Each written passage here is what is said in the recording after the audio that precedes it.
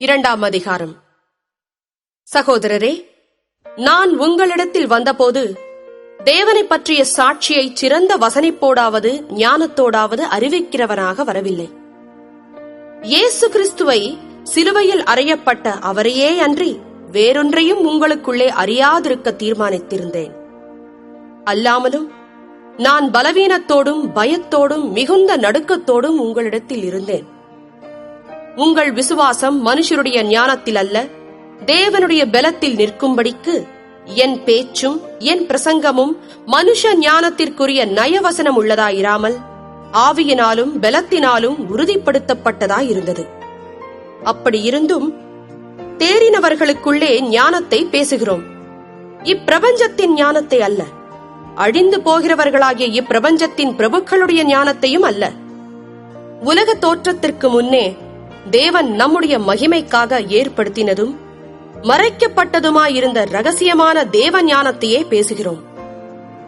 அதை இப்பிரபஞ்சத்து பிரபுக்களில் ஒருவனும் அறியவில்லை. அறிந்தார்களானால் மகிமையின் கர்த்தரை அவர்கள் சிலுவையில் அறையமாட்டார்களே. எழுதியிருக்கிறபடி தேவன் தம்மில் அன்பு கூறுகிறவர்களுக்கு ஆயத்தம் பண்ணினவைகளை கண் காணவும் இல்லை, காது கேட்கவும் இல்லை, அவைகள் மனுஷருடைய இருதயத்தில் தோன்றவும் இல்லை. நமக்கோ தேவன் அவைகளை தமது ஆவியினாலே வெளிப்படுத்தினார். அந்த ஆவியானவர் எல்லாவற்றையும் தேவனுடைய ஆழங்களையும் ஆராய்ந்திருக்கிறார். மனுஷனில் உள்ள ஆவியே அன்றி மனுஷரில் எவன் மனுஷனுக்குரியவைகளை அறிவான்? அப்படிப்போல தேவனுடைய ஆவியே அன்றி ஒருவனும் தேவனுக்குரியவைகளை அறிய மாட்டான்.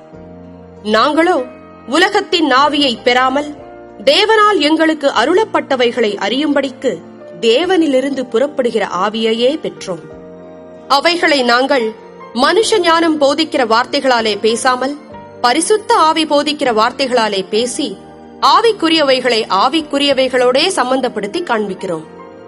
ஜென்ம சுபாவமான மனுஷனோ தேவனுடைய ஆவிக்குரியவைகளை ஏற்றுக்கொள்ளான். அவைகள் அவனுக்கு பைத்தியமாக தோன்றும். அவைகள் ஆவிக்கேற்ற பிரகாரமாய் ஆராய்ந்து நிதானிக்கப்படுகிறவைகளானதால் அவைகளை அறியவும் மாட்டான். ஆவிக்குரியவன் எல்லாவற்றையும் ஆராய்ந்து நிதானிக்கிறான். ஆனாலும் அவன் மற்றொருவனாலும் ஆராய்ந்து நிதானிக்கப்படான். கர்த்தருக்கு போதிக்கத்தக்கதாக அவருடைய சிந்தையை அறிந்தவன் யார்? எங்களுக்கோ கிறிஸ்துவின் சிந்தை உண்டாயிருக்கிறது.